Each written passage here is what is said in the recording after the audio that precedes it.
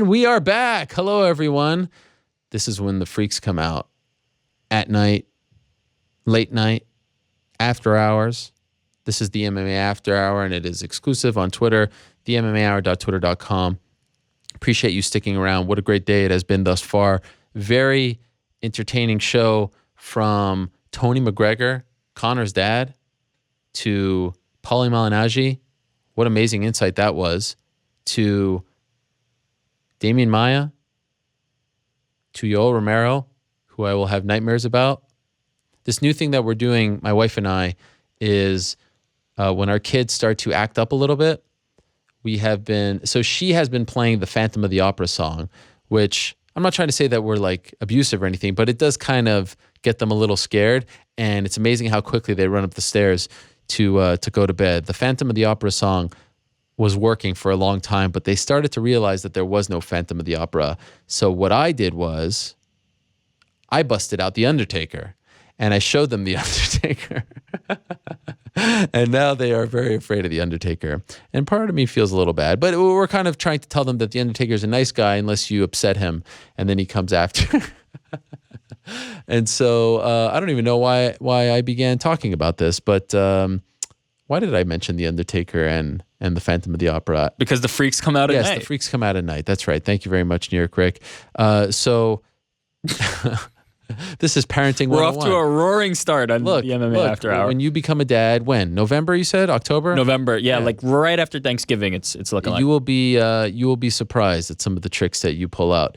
Oh, forget the glare on my glasses. Yes. And so here we are, MMA After Hour. It's great to be here. We have so much to discuss. Like I said at the end of the show, there's been so much talk about Mayweather and McGregor. We didn't get to the great Bellator main event on Friday. We didn't get to the Scotland card Invicta. There's a lot to discuss, and I know people have been hitting us up using the hashtag the MMA Hour. Do we have questions? Do we have comments? Do we have insight? We do. We, people who have we do. in? Before we get to that, though, I have a question for you. Yes. From the show. Yes. Let's jump back to the show for just 1 second. Chatting with Joe Duffy. I was about to call him Paul Duffy. With Joe Duffy. He was the first person I remember who cited the UFC having their partnership with USADA as a reason to sign with them. Yeah. I thought that was very interesting and probably something that I would have expected to hear more about, but the first one I can recall explicitly stating that. Good on him. Obviously, that is a point that probably should be considered when you're making this decision. But I thought it was interesting and worth kind of pointing out because it was the first time I heard that explicitly stated, which caught me off guard a little bit because I hadn't really thought about or anticipated him using that as the reason, one of the reasons. Look, it's a great call, and I know recently we have had a stretch of fighters come on and say, hello, everyone, I was a free agent and now I've signed with Bellator. So I thought it was important in the interest of being fair and balanced, to celebrate someone, to shine a spotlight on someone who decided to re-sign with the UFC. The UFC is still number one. The UFC is still the NFL, and there is a big gap, in my opinion, despite Gegard leaving, despite Ryan Bader leaving and some others, a big gap between them and Bellator. Bellator's ratings are creeping closer. Spike, I think, is a maybe more popular platform than FS1 right now. They, of course, have been around longer, and they're going to be rebranded into the Paramount Network come the beginning of 2018. But I thought that this was important. I think that Joe Duffy was someone that Bellator really was interested in. I still think he has a lot of fight left in him, despite being, I think, 29. And I thought that was a very interesting point on his part. There are some things... Look, some people may not want to go after sponsors. Some people may want to be in business with Reebok. Some people love the fact that USADA is all up in your grill 24/7, 365. That's good for the sport. That's good for the health of the sport, the fighter safety, etc. And it was cool that he mentioned that. I when he said that as well, a little light went off in my head. Very good signing for the UFC. 155 continues to be one of their better divisions. I think it would have been a phenomenal signing for Bellator because A, 155 is one of their weaker divisions, and B, they do shows in England and Ireland. Of course, he is from Ireland. He has a connection to England as well. And so they could have used him at 155. But hey, he's happy. We're happy. Good for him. Agreed. Okay, let's jump into the before we jump into the questions, happy birthday, Stephen Archer. Stephen Archer, birthday happy shout birthday. Out. How about my dad? Happy birthday, yes. Floyd, 70. Important one. 70 years young. Big 70. It's amazing. Is he watching? What do you think? Probably not. My mom is probably watching, but your mom is. I mean, let's be real. We know you're for a fact your mom is watching. She will probably relay the message. My dad is not. I mean, he's a little busy. He still works. He's still going strong. My dad will always be one of those guys, I suspect, that will never retire. Like he'll. Yeah, I know the type. And I respect that very much. Yep. So yeah, he's probably not watching, but I know he appreciates it. Happy birthday to him anyway. Okay, our first question from our friend Ali, although I wish, but this guy just tweeted, "Why is New York Rick talking so much?" So I regret picking this question instantly. Just now? Yeah. God. Eliminated. Never picking his questions again. Ariel, do you think there has been a shift in public perception regarding what Conor is capable of? I guess let's pivot this a little bit. Let's reframe it. Did the tour impact, do you think, what the public thinks of Conor McGregor and his chances in this fight? Did the tour affect the fight in any way, especially as it relates to Conor McGregor? Okay, you tell me what you think. I'll weigh in first. I got the impression that there were a few more people who were like, see, this is the thing about Conor. And I said this after or before UFC 189. People ask me, okay, so what do you really think is going to happen? I don't like to make predictions because I don't feel like I'm in a position to make predictions. I mean, of course, like we'll do it for fun. We'll do our draft. But I'm not one, as you know, to really go out on a limb and say this without a doubt is going to happen. But there is something about Conor where he says things with such conviction, with such confidence, that you feel like an idiot if you doubt him. Before the Jose Aldo fight at 194, I did a couple interviews, people said to me, do you think Conor is going to win this fight against Jose Aldo? Undefeated, 10 years, greatest featherweight of all time. And I was like, I kind of feel like he will. Why? Tell me why. Give me a reason. I have absolutely no technical analysis to provide. He is just so damn confident that it's hard to pick against him at this point. And I know he's stumbled once since then. But when he says that he is going to win in less than 4 rounds, like you're kind of like, is this possible? Is this going to happen again? I'll repeat what I said when this fight was first announced. Everything about this fight is absurd. Everything about this fight doesn't make sense. Everything about this fight defies logic. And so wouldn't it be the perfect cap for this entire experience that he, the guy who has no business being in there with the greatest of all time, arguably in boxing, 49-0, greatest defensive boxer, all that stuff and more, wins the fight? Isn't that just the perfect ending to this bizarre story, this bizarre journey? I mean, there's no business on Conor's part being in there with Floyd. And so the fact that we're here, the fact that he's so confident, I mean, look, I'll say what I said earlier. I was shocked at how good Floyd was in the exchanges, the back and forth, the performances, the tour, all that stuff and more. But when Conor speaks that confidently, and let me be clear, I'm not picking Conor, I'm not picking Floyd. I don't really know what to think of the whole thing. It's all just I'm looking at a picture of them squaring off and it just doesn't feel real. It still feels Photoshopped to me. It just defies logic that this is actually happening, that it was sanctioned, that it's going down. That being said, it's so crazy that I'm willing to accept the craziest outcome. And so I feel that way after talking to him now because he had not talked really since it came out. And I'm getting the impression from other people as well that they feel the same way.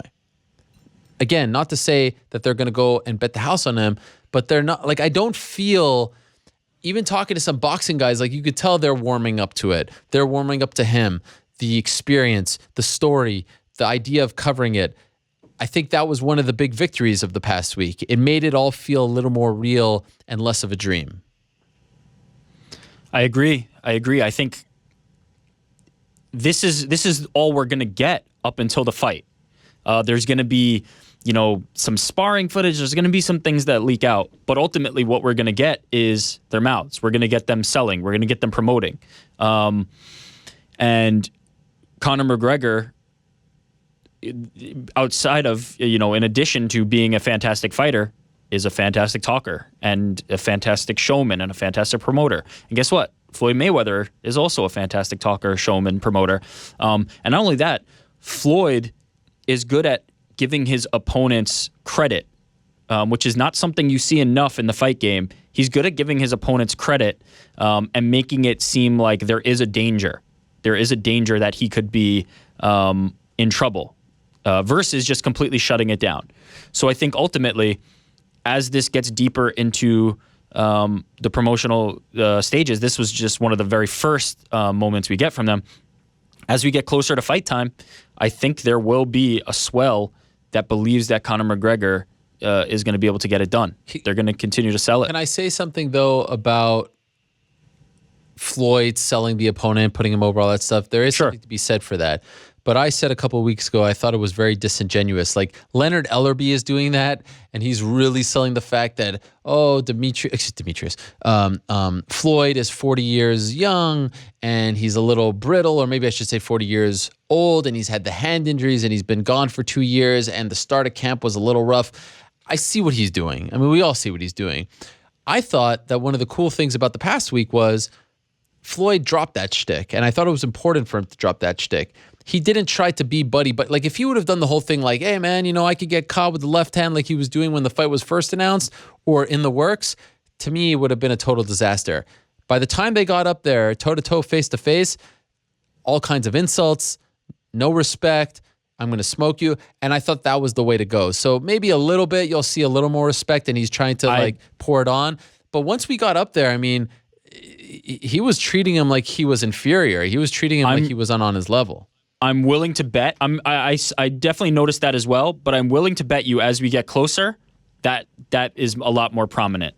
I'm willing to bet that that comes back out. He will do the shtick of, I could get caught when Conor's not there, but the competitive part of him will come out when they're face to face, and yes, of course. Stuff. And how about the fact that Conor was touching him, Conor was rubbing his head, Conor bumped him, and the guy didn't flinch. Now, some of Conor's lines are hilarious, like, why do you have a backpack and you can't even read? I mean, that was like everyone like one of those things.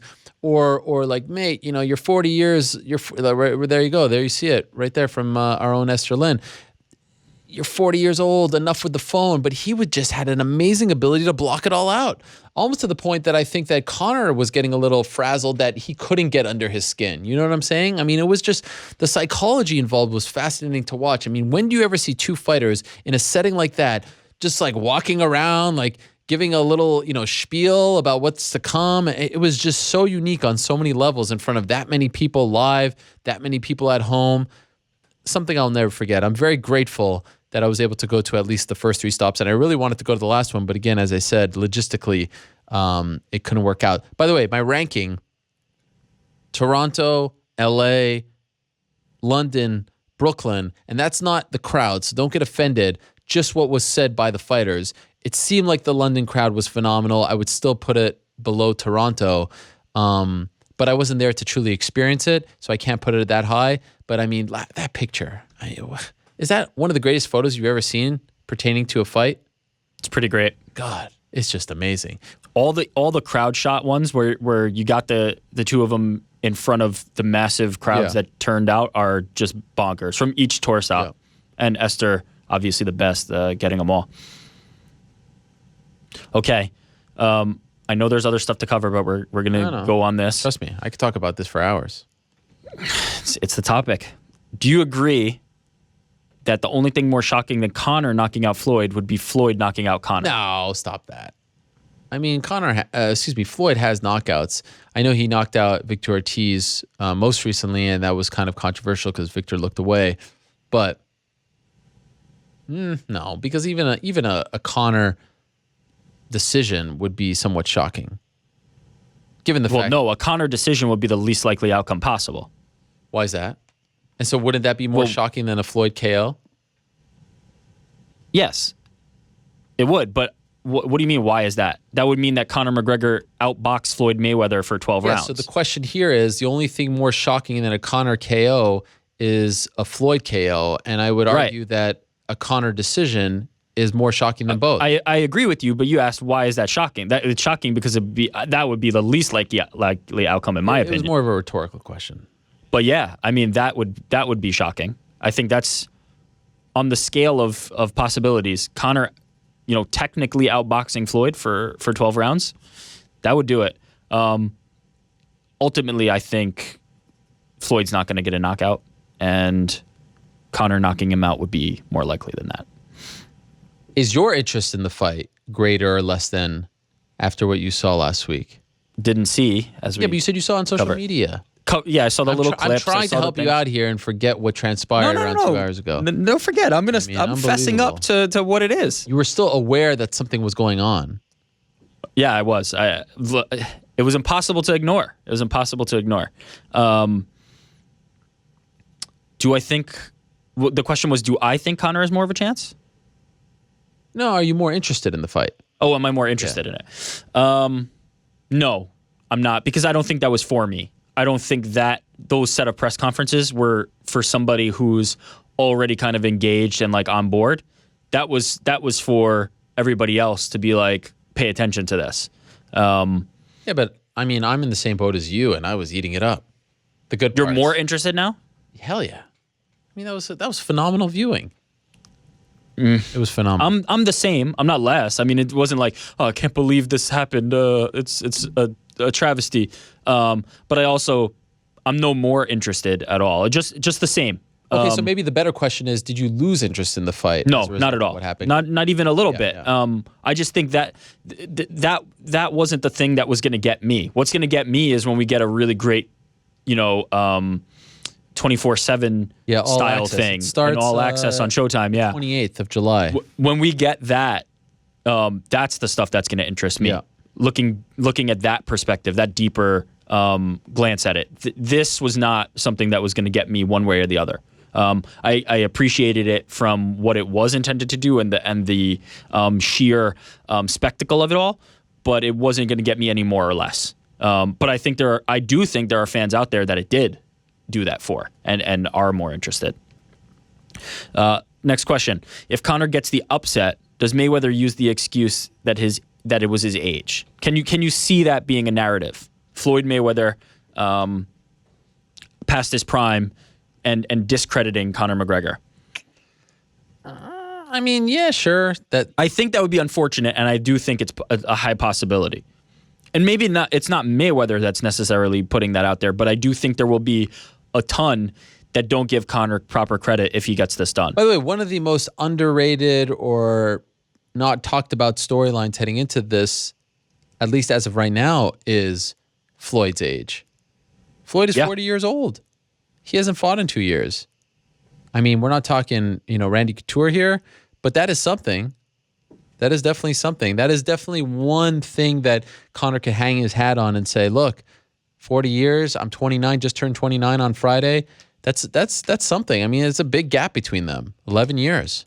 So it's definitely, if we're going to do the tail of the tape, that's one thing that he has in his favor. Absolutely. Age and activity. And age at a certain point is undefeated. Is it now is one of the narratives I'm interested in. Mm-hmm. Father Time, as they say, is undefeated. That's right. How likely do you think it is that Floyd fights Conor in the UFC? We saw this and heard this. Do you think there's any possibility of that actually happening? Well, especially if he wins. Now, what if he loses? If he loses, I say there's a better chance. If he wins, I say there's absolutely zero chance. Floyd said many times that he promised Al Heyman and Leonard Ellerbe. By the way, great moment. Leonard Ellerbe is such a fascinating guy. He walks around with this Louis Vuitton folder. And so I asked him on Thursday, I was like, what do you have in that folder that you keep walking around with? And he's like, oh, very important documents, with a smile. And then I said, where's Al Heyman? Why doesn't he talk to us? He said, oh, Al doesn't like to talk. I said, is he even here? Is he on the tour? And he said, I can't answer that. It's all very secretive with Al Heyman. Al Heyman, if you don't know, is Floyd's business advisor. And really like kind of his manager who cuts all the deals and the brains behind the operation, from what I'm told at least. But Ellerbe was really cool. He was always available. One thing, just a quick aside, it was so cool how things were a little more relaxed in your typical UFC press event. You're just kind of walking around and there's Steven Espinoza and there's Ellerbe to talk and there's Conor's Corner and there's, some guys with Floyd. It was just like, again, I can't say this enough. The access was just phenomenal. It kind of reminded me of like the old Strikeforce days where you could just talk to anyone whenever. And it was really cool to talk to them sometimes before the press conference, after the press conference, and to see the level of journalists. Like a lot of Sal Palantonio was there from ESPN. A lot of big names were there, the biggest outlets. It was just very cool to be a part of all of that. Anyway, what was the question about the one that... Floyd fighting in the UFC ever? Yeah, no chance if he wins, 5% chance if he loses. I think no chance either way. But it was funny that he was like, yeah, you know, I'll fight you in the octagon. And then he's like, I would go to Dublin for this press tour. Like all the things that we heard that he didn't want to do. And that was kind of an interesting thing that came out right off the bat. Like Conor saying that he had a problem with the gloves, that he wanted, he didn't want Mexican gloves and he didn't want gloves that had horsehair in them and all this stuff. Like Conor was airing everything right off the bat. Yeah, I think we'd see Mayweather campaign a lot harder for a rematch than hopping into the octagon. Santiago Ponzinibbio, huge KO victory over Gunnar Nelson. Yes. Can I just say I love saying his name? Santiago Ponzinibbio. I don't think this person spelled it correctly, by the way. Well, maybe they did. Is that? No, I don't think so. He did. He just didn't put an apostrophe between the O and the S. What a win. But an incredible performance. Now, there were a lot of questions about eye pokes. Yes. I didn't notice it initially, but if you look at the photos, clearly there was an eye poke. Yep. Kudos to Gunnar for not, making a big stink. He did bring it up. He did go to the press conference. He did talk about it. And so, you give him credit. He spoke his mind. Essentially what he said, in case you missed it, I regret not making a bigger deal about this in the fight and trying to fight through it. That has happened before. Unfortunate. I mean, he didn't. And so Ponzinibbio, he capitalized. I agree, and I think that's the time, right? It has to happen in the cage. You can't go back and say you can't restart the fight. Yeah, maybe one day they'll rematch, and that's a really great storyline going into a rematch, and I could see that happening. But what a performance, and what an opportunity, and what a way to rise to the occasion. Absolutely, because this is a guy. Let's be honest. When this fight was announced, I was like, "What? Santiago Ponzinibbio is going to headline a UFC event against Gunnar Nelson?" I'll be the first to say it. I did not see this coming. Remember, we were talking about Gunnar versus Wonderboy Thompson, coming off that win over Alan Jouban, who is way more known than Ponzinibbio. But Ponzinibbio was 24-3 going into this fight. He had won 4 fights in a row, hadn't defeated anyone of the stature of Gunnar Nelson, but did have some nice wins. Nordine Taleb, Zach Cummings, Court McGee. Not bad. Nice wins here and there. Nothing that really blew your socks off. And then he comes in and he finishes him in a minute 22 in Scotland, where, he was Gunnar, that is without a doubt the crowd favorite. I know I say this somewhat tongue in cheek, but without a doubt the biggest moment in Argentinian MMA history. And what a great moment for him. Now we have a player at 170, says he's going to be a champion. Let's see. But yeah, I did not see that coming. And again, rise to the occasion. Here's a guy who was kind of brought in as the opponent. Showcase fight for Gunnar. Boom. Shocker. What a shocker. I did not see that coming. Did you see that coming? What were the odds on that one? Well, let me look into that. I'll say this. I didn't see it coming, but I can't say it was an unlikely outcome because Gunnar, as you know, I don't know if you did you happen to catch the post-fight show? On FS1? Yes. No. They talked about it a little bit. He had his chin straight up in the air. And yes. if you're backing up like that, it's not, that outcome is almost a foregone conclusion. But he always fights like that. Yeah, that's his style, but it's cost him at various points. He's been rocked before.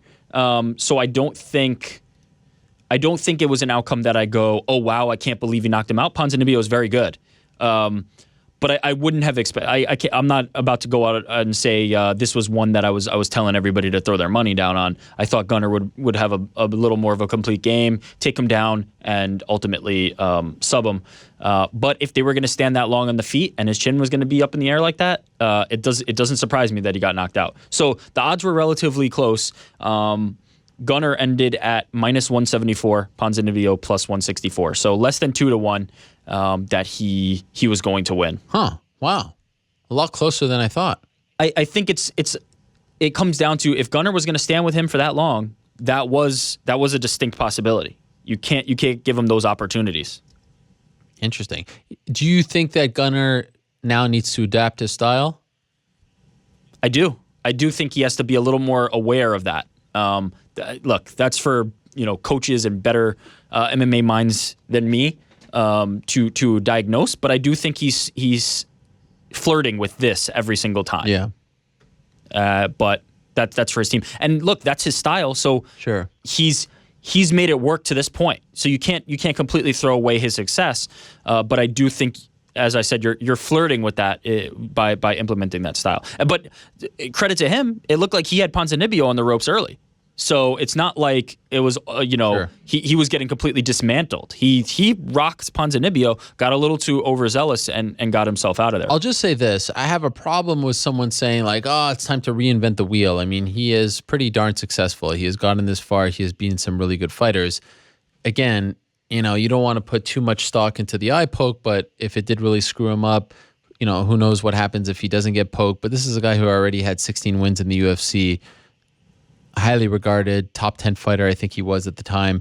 So, I think you're right. Leave it to the coaches and the people who know him best. You can't reinvent Gunnar Nelson. He is going to probably fight at least to a certain degree that same way for the rest of his career, and he's had success doing so, and he probably shouldn't change it. But yeah, I mean, people get caught. Everyone gets caught. He'll be back.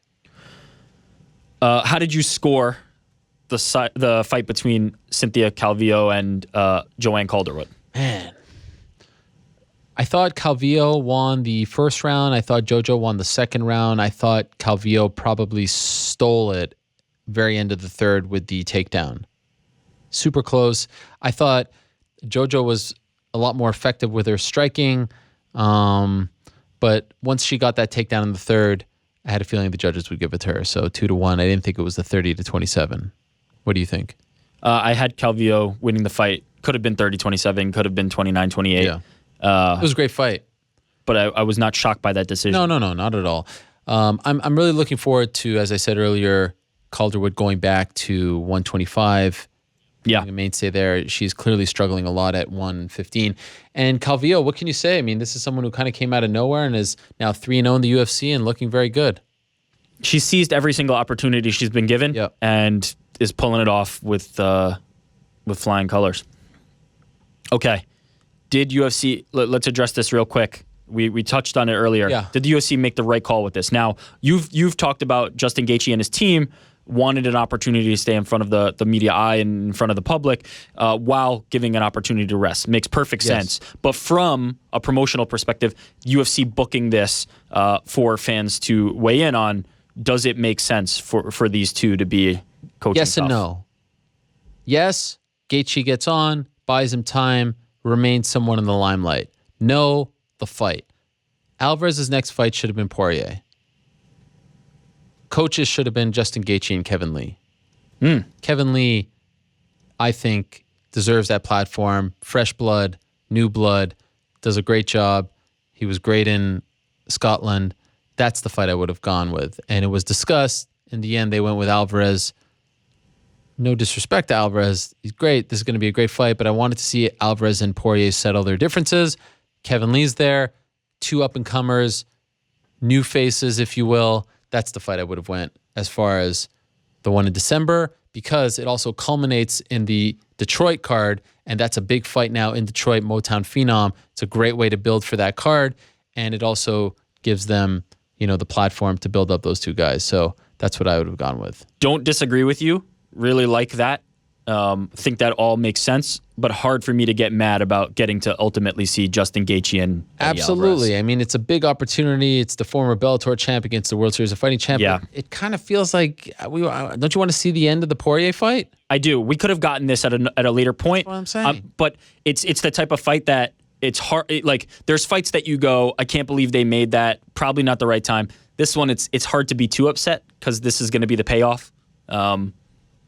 But it also gives me no further interest in TUF. It doesn't add anything. No. I mean, I'm always a little more interested when they're crowning a champion. That was the case with TUF 20. That was the case with, I was interested in TUF 4 because of the comeback and also because they were fighting for the belt. I wasn't so interested in the flyweight one because it didn't feel like these were the best guys who weren't in the UFC, but whatever the case. When the belt is involved, stakes are a little higher. And I'm assuming we will already know a lot of the fighters involved, the Lauren Murphys and Roxanne Modafferi's of the world. I'm assuming that, we'll be a little more emotionally invested. It will be kind of like TUF 20, where we knew a lot of those strawweights, or the bantamweight division when they introduced the women's bantamweight. So Yeah, it'll probably be the same thing where I'll check out the first couple episodes and then there'll be way too much. It's like this Contender Series thing. I mean, it's like 3 events this past weekend. Do I really have the time and interest to watch another event on a Tuesday? I didn't. But what about when there's a lull in the action? Yeah, but when is there a lull? It's never a lull. Fair, but there will be times when and you'll be looking. The lull is like the actual break in the like. There's 11 straight weeks and there's one off, and then there's another 11 straight weeks. Like, do I really need more in that one lull? Better or worse than tough? Which one has to go? Well, they could modify tough. They could probably. I think I'm infinitely more interested. Well, the thing I don't like about tough is that it's taped, and so there's an element there that it already tried live. I like the live season. I remember watching most of that, and I like the fact that like Anik was involved and stuff like that. The Contender Series, like, look, it's the Contender Series feels like, oh, I won. Here's my $2,000, and please give me the opportunity. Thank you so much. Like it's like uncomfortable, the whole thing. And let's not speak about the sponsor situation. No, there's a sponsor involved now, and they're not getting any money for it, and it's behind the Reebok thing. Well, that's okay. Fair. The whole thing that issue gives me the heebie-jeebies. Extends way beyond just this Contender Series, but the Contender Series itself, I don't have an issue with it. And what would they be getting paid on the regional scene? From the UFC's perspective, the Contender Series makes all the sense in the world. Here's an opportunity to get younger fighters on your radar. You get an opportunity. I talked about the Snoop thing. I like that. It's a nice little publicity stunt. I'm just saying it's hard for me to go out of my way on a Tuesday night when I'm already devoting hours upon hours upon hours, 3 times a weekend, sometimes like this past weekend, to watching these fights. Mentally, I need a little break. Now, if this was like, a 6-month season and it's the NFL and we've been jonesing for it since February, that's different. But it's not, as you know. It never ends. This past week, I would have watched it because it was the first one. I just kind of want to see how it is, the format and all that stuff. Did you watch it? I did, yeah. What was it like? I couldn't see it because I was actually flying from LA to Toronto. What was it like? I ultimately, I like it. I'm willing to invest the minimal amount of time in that, in giving a fight card, in giving fights, than the Tough House. That's my feeling. I'm okay with more MMA content. I just think I'm not about tough. How was the commentating and things like that?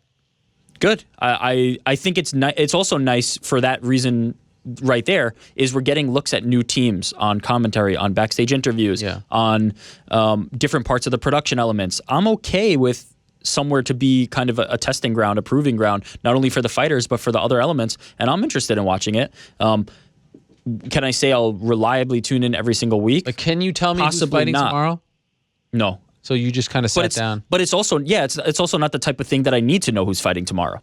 I can sit down and enjoy it on a Tuesday night without going, I know that these fighters are fighting. And I think that's kind of the point. I think it's okay for casual viewing. By the way, I am excited to hear Paul Felder on the mic. What a story, Paul Felder. Yeah. Just great stuff. I mean, it was told yesterday on the broadcast, but recently lost his father, was living in the gym, Rufus Sport, annihilates Stevie Ray. I mean, what a vicious ending. A thespian, right? He used to be an actor. Yep. And I didn't see this one coming. Like Eve Edwards was last week, right? Yeah. So I'm assuming he'll probably get the opportunity this week, Felder. And he's not one who has been a part of like the Fox machine and all that. So I'm curious to see how he does. I think he'll do really well, but a great win for him yesterday. Our next question, John Jones, is there anything left for him after Daniel Cormier? Let's assume he wins. Oh yeah, there is. Are you kidding me? What do we got? What about like your legacy, like reasserting yourself as the greatest of all time? Jimmy Manuwa, he's there.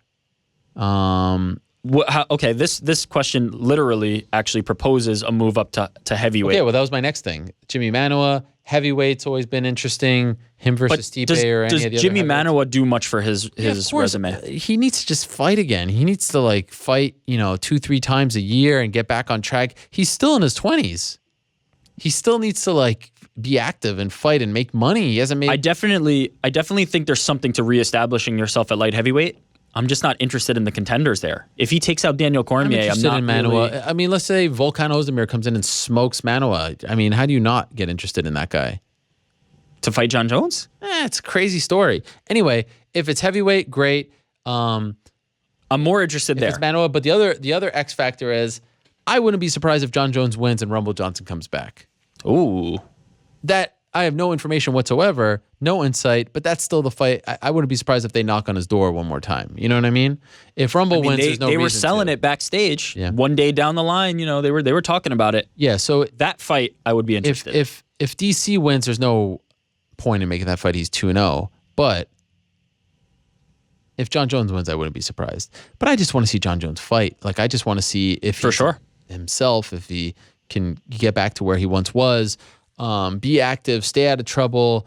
Look, we're talking about the greatest of all time here, right? So why wouldn't I just want to see him fight, period. At this point, I don't care against who. I just want to see him stay on the straight and narrow and do his thing.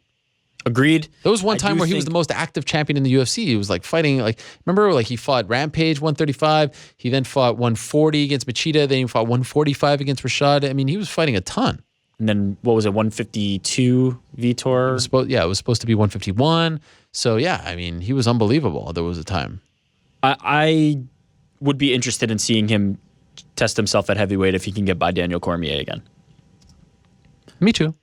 Will you be at UFC 214? Hell yeah. Fans want to know. Are you kidding me? Why wouldn't I be? The fans just want to know. Confirm it. Tell them. I will be at UFC 214. I think it's the best card of the year, the best promo in UFC history. Chris Cyborg finally fighting for a UFC title. Tyron Woodley against Damian Maia. John Jones DC. Come on, I wouldn't have missed that for the world. Endless drama on that card. Yeah, the Jason Knight fight is great. The Aljamain Sterling fight is great. On and on it goes. That is a phenomenal card. Can I just say something about the Long Island card? Not as phenomenal. Have you looked at this lineup? It's not that great for Fox. How dare you? It's a little thin. Is it wrong? This is our backyard. Is it wrong that my expectations are high for a Fox card? Come on. Have you looked at the lineup? I have, yeah. You won't admit that it's a little thin for a Fox card? There's going to be a lot of New York grit and heart and determination I like that story. displayed. It's almost like the MSG card that we should have That gotten, right? I mean, like exactly. Vellante and LaFleur and Bermudez. Still no Ally Quinta, unfortunately. That to me, just put him on the card against the broomstick and I'm in. But that's unfortunate. Look, the main event is great. I'm all in on the main event. There is a fantastic, like the main event a lot. There's a fantastic story there. I want to see if Weidman can rebound. I want to see Gastelum continue to roll 185.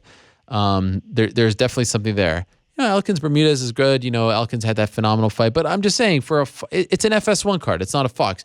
They told us originally that there's a tier system here. Like the pay-per-views you're going to get the best, and then it's going to be Fox, and then FS1. But it's FS1 and Fox have kind of become the same. Am I wrong? The fight nights? Sometimes you'll get a fight night that is kind of more interesting than a Fox. They've definitely bled into each other where there's no tier structure. Jimmy Rivera versus Thomas Almeida is a great fight. Look, I don't think it's that bad. I'm into it. It's a little thin. That's all. I'm not saying that it's a bunch of bums. When you're sandwiched by 213, which was, International Fight Week, we're expecting big things, and then you go to 214, it's tough. It's a tough position. Look, there are things there that I like. Chris Wade, Frankie Perez, great fight. Our man Brian Kelleher against Marlon Vera, great fight. Almeida, Rivera, great fight.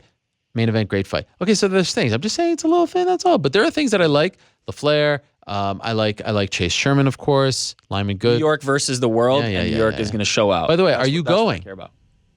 No. Yeah, great. I'm going to watch from TV. Yeah. All right. You know what? Somebody tweeted. Oh, by the way, sorry. the Rich Report. Yes. Yeah.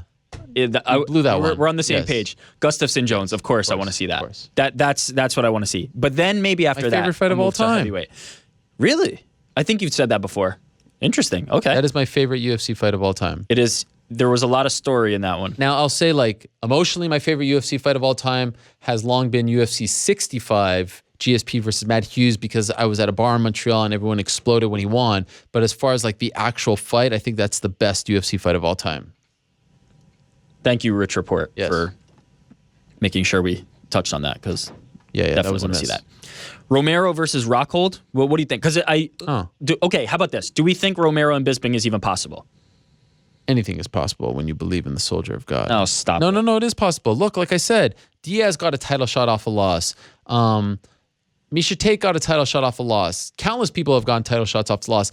And by the way, let me just say, I still am not ready to put the final nail in the GSP Bisping coffin. Let me just say that. I think that's probably more likely. Yeah. No. You're right. But you never know what happens. GSP has a eye issue and things like that. Robert Whittaker has a leg issue. I'm not ready to complete. Bisping's got options. The fight that has the most heat, there's no doubt about it. It's the Romero fight. This is phenomenal stuff. I mean, today was just amazing. The video earlier today was just amazing. So the interview was just amazing. Yeah, everything. He ended it with some choice words. Incredible. For one Michael Bisping. I think that's the fight I want to see the most, but I don't think it's going to happen ultimately. I think they have their minds and hearts set elsewhere for the moment. For the moment, but you never know what's going to happen. Maybe there will be, I mean, it's not been a situation where they, kowtow to promotional heat and the fans clamoring for it. So I don't know how likely we are to get it, but if we got Bisping Romero, it would be a treat. Oh, treat. That's an understatement. Is Diaz eligible to fight Silva even after failing to report? I don't want to see this fight. What is this? No interest in that rematch, huh? No. Yeah, I don't have much interest in it either. We saw how that first one went. I don't want to see this at all. But I think the answer to this specific question is no, he wouldn't be eligible. He'd have to sort out his issue with USADA first. Yes. Colby Covington, making a lot of noise on Twitter, obviously. Yeah. Something he's become good at. What was that? What was that? Yeah, I don't like. Okay, well then this question is perfect for you. Do you think he's getting X-Pac heat? First of all, can you explain what X-Pac heat is? You know what X-Pac heat is. I do, but one of us has to explain it. Yes. Oh, X-Pac heat is like there's different kinds of heat. Like Floyd had the good kind of heat where people were booing him, but were eating up everything that he was saying, loved it, all that. X-Pac heat is people want to boo him. Yes, they enjoy the process of booing him. X-Pac heat is X-Pac gets on TV. You change the channel. Now, X-Pac himself, Sean Waltman, is no fan of mine. Like one time, I think after like 207, he was just berating me on Twitter. It was all very bizarre. I'm not saying because I mean, 1, 2, 3 Kid, legend. But I'm just saying that was I didn't coin the phrase. I'm not the one who made it up, but it's an actual thing. This long existed. Yeah, so I'm just trying to equate it to something. I don't think that Colby has X-Pac heat. Because I'm just and I know this is going to be taken the wrong way. I don't think people care enough about Colby to have X-Pac heat. Like X-Pac, people really dislike. Right. Colby's still working his way up, and I think he has done a good job of breaking out, talking a little bit of smack. I'm not a huge fan of talking like the stuff yesterday with SBG. Is that what you're referring to? Yeah. He's been getting into, and not only that, but he has a very consistent Twitter presence. He's always angling for something. I don't like kicking a man when he's down or kicking a team when he's down. That's just not my style. I mean, especially because there's no feud there between him and Gunnar Nelson or him and SBG. So I think there was something. He initially tweeted something about Britain and Ireland a while ago, and it got him some attention. And then can't keep up with these. It spawned to this, but. Look, Chase Sherman is doing it the right way. Here's a guy who's trying to put his personality out in a sort of fun way. I think this is Colby's personality, and I kind of am okay with it. Oh, did I say I was not okay with it? No, but you're saying... I'm just not into it. Like right now, it's not resonating with me, but I'm not saying like he's offending me. I'm not saying... It's just, I agree with you, though. I don't think it's X-Pac heat because I don't think enough people are paying attention to send it away to intense hatred. But maybe if he went to Ireland, he might have some X-Pac heat. That's yeah.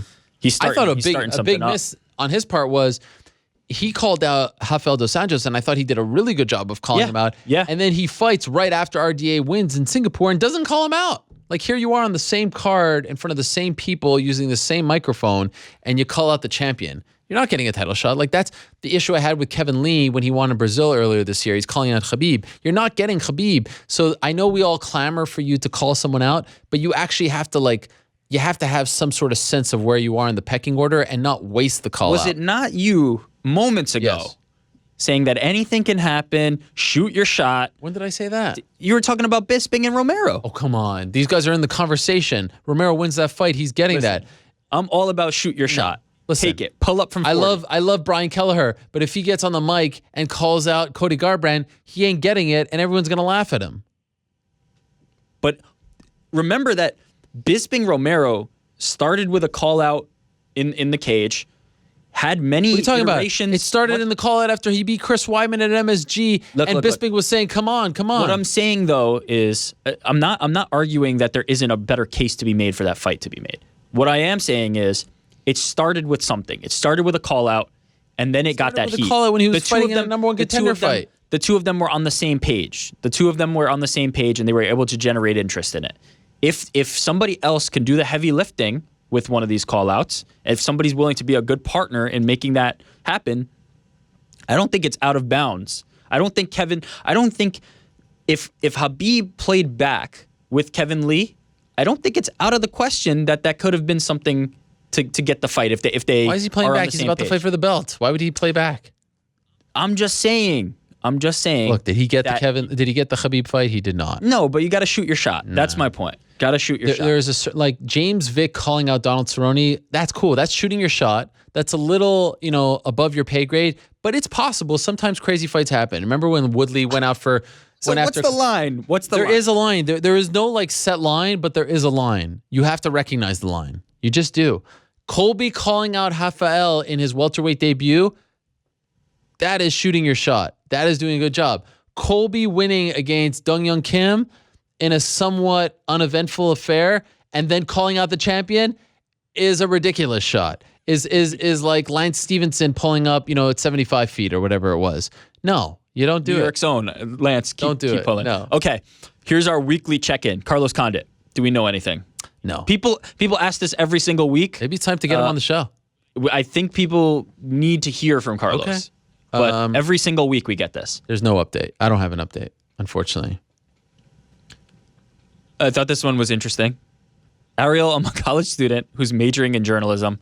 Tell Mark to give me a chance to write up a couple stories for the site. Wow. All of a sudden, Mark is the judge and jury here? He's the guy. He's the guy you got to get through. Okay. Listen, if why don't you everybody tweet at Mark Ramundi because you want to write for the site. I think, send resumes, tweet at him, and let's see if we can get you writing for us. Yeah. By the way, happy birthday to Pete Carroll, newest member. How about this? Oh, it's his birthday too? Oh, wow. We got so many birthdays. Look at this. Aaron Jackson, big fan of the show. Get a birthday shout out. Now, I realize that we could start a slippery slope here if we open the door for everybody being like, it's my birthday, give me a shout out. Where's the proof? So show me your passport. Aaron is going to be one of very few that this ever happens for, but shout out to you, Aaron Jackson. Happy birthday. Respect. And Petey, of course. Petey, my dad, Archer. Yeah, Stephen Archer, longtime fan. I mean, we've got who's who. We've got a lot of birthdays coming up. That's it? No, there's more. Right. We're going to end with two other things. Oh, yes. First, Happy you brought I think this we up. need to talk about this. The retiring Neil Seery. A genuine article, if there ever was one. One of a kind, did it the right way, I think is more important that we kind of touch on. That he's had this retirement fight that he's been trying to get. Oh, man, it took like a year to get here. It took forever to get here. Yeah. Got it, and lost and handled it, as best as you possibly could, and now faces something else. But we want to wish him the best as he transitions out of the fight. Yeah, fifth kid on the way, kept his full-time job, an Irish MMA legend. Even Conor McGregor himself went on the UFC Europe Instagram page and gave him props. So, there's a deep respect there. Everyone involved, even members of SBG who aren't members, he's part of Team Rhino, we're giving him props, John Kavanagh, everyone involved. I mean, this is a guy who has been doing it since before it was cool to do it in Ireland. So yeah, massive props for him. Sort of a working class fighter, no frills, speaks up when he has to, that Reebok issue, but always came to fight, always was very entertaining. I very much enjoyed covering him, and I'll never forget that that fight in Dublin in 2014, had just lost a young family member and, had a heavy heart. Remember, he was on the show shortly thereafter. And that was, a very emotional moment. And amazing to think that Conor is the only one left who fought on that card of all the Irish fighters. Pretty incredible. That whole sort of generation of Irish fighters has now turned into a new generation, but Conor is the one mainstay. But there's no more Cathal Pendred, there's no Neil Seery, there's no Paddy Houlihan. Aisling Daly, who didn't fight on the card, was on the Tough House. She's no longer around. We do have Artem, of course. Charlie Ward, remains to be seen what happens with him. But yeah, I thought that was very interesting. But yeah, that was an amazing night when he fought Ian McCall, I do believe. Was it Ian McCall? Yes, it was Ian McCall. I think it was Ian McCall. Or was it Brad Pickett? It may have been Brad Pickett. I think you're right that it was McCall, but let me double check. 2-tap. Neil Seary. No, it was Brad Pickett. No. It was Ian McCall. No, Brad Pickett. It was Brad Pickett. Was it Brad Pickett? No, Phil Harris in Ireland. Yes, it was Phil Harris. Phil Harris. Pickett was in London before that. Yeah. Phil Harris. I think there was talk of him fighting Ian McCall. Anyway, my memory's a little shot. Yeah. Phil Harris. Yeah, that was a great moment. Was it? He was booked against McCall a bunch of times, so maybe that was one of them. Yeah. But anyway, congrats to him on a great career, and we wish him the best. Yes, sir. Last thing, I was there. Invicta. Yes. Invicta FC 24 happened on Saturday. I was there. Tell us. Thoughts? Any big stars break out? You tell me. There's one Okay. that I've been looking at. Felicia Spencer, Okay. 145er, who has looked really, really good.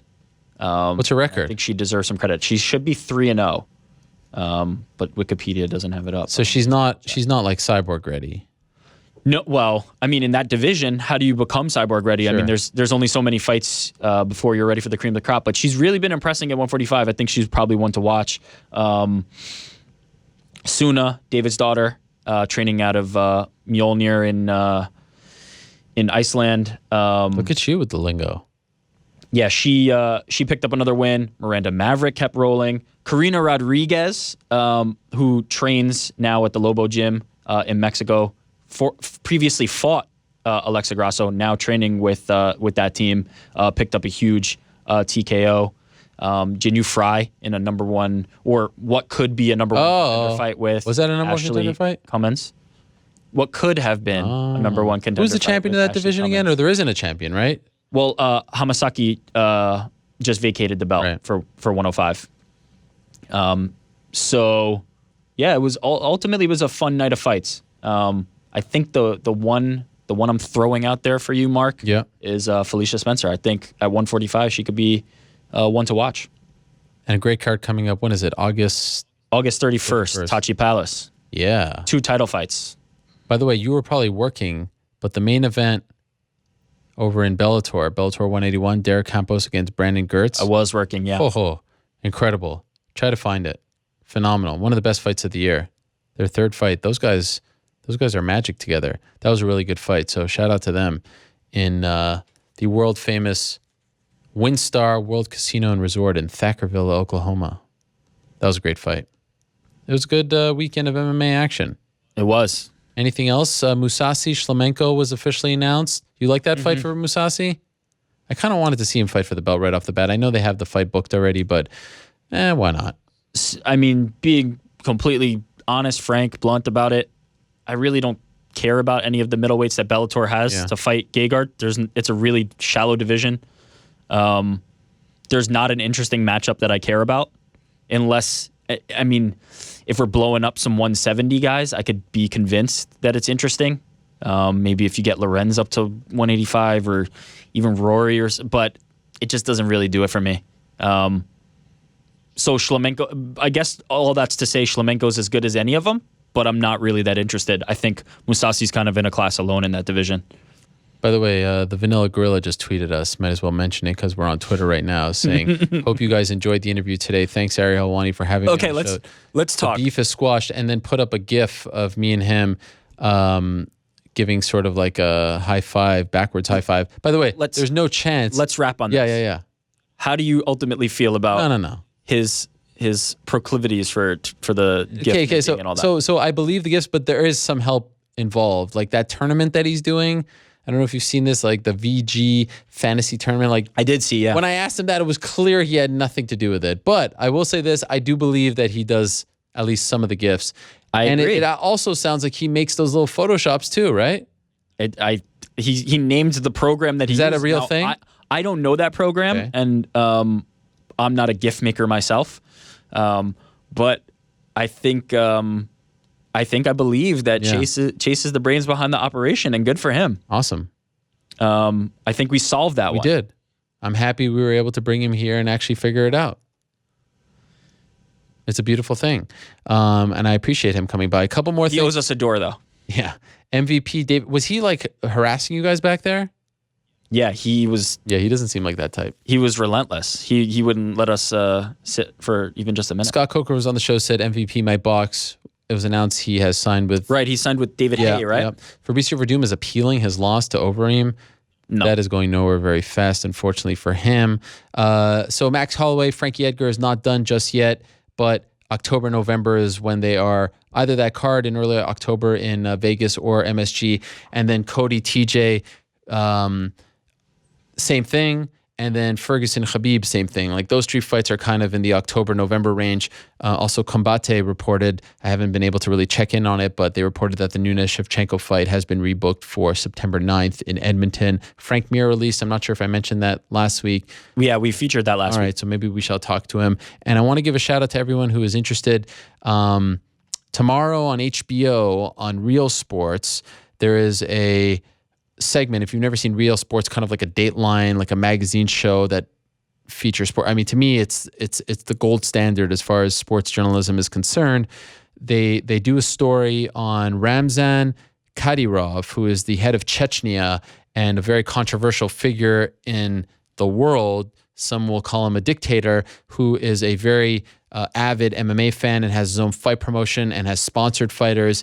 And our own at SB Nation, Karim Zidane, has done some phenomenal reporting on him and some very interesting stuff that he has put out over the last year to 2 years, if not more. He's in the piece. So they did a piece where they traveled to Chechnya and interviewed him and shined a light on his controversial ideologies and his business dealings with MMA fighters and the promotion, all that stuff and more. If you're a fan of MMA, if you're not a fan of MMA, I do suggest checking it out. I've seen some of the clips, and it's mind-blowing stuff. And kudos to them for actually going out there twice. First time they didn't get the interview, the Real Sports team, and then the second time they did. Very hard interview to get. Doesn't talk to Western media, so I definitely suggest checking that out. That's tomorrow on HBO, but then they repeat it like 1,000 times, but that's when it premieres. Happy birthday to Ariel. Oh, thank you. All right. Thank you very much. We are done. Appreciate it. Bye, Twitter people. Bye-bye. Rob, you can hit my music. You know, at the end of the show, after sitting for so long, my buttocks becomes very numb. But it is always fun. Another fun show in the books. And let me just say this one last thing, at the risk of making it all about myself. I love when people are like, oh, you're making it all about yourself. And it's like my Twitter page and I tweet out 2 things. And it's my show and I hardly mention anything. But anyway, again, I know it's tiring at this point. And I know it's exhausting. And I know it's kind of annoying and mind-blowing that it keeps happening. But I would be remiss if I don't thank everyone once again for the support. If these things that were happening between Dana White and myself, UFC and myself, just kept happening and I didn't get the support, it would be a lot harder to deal with.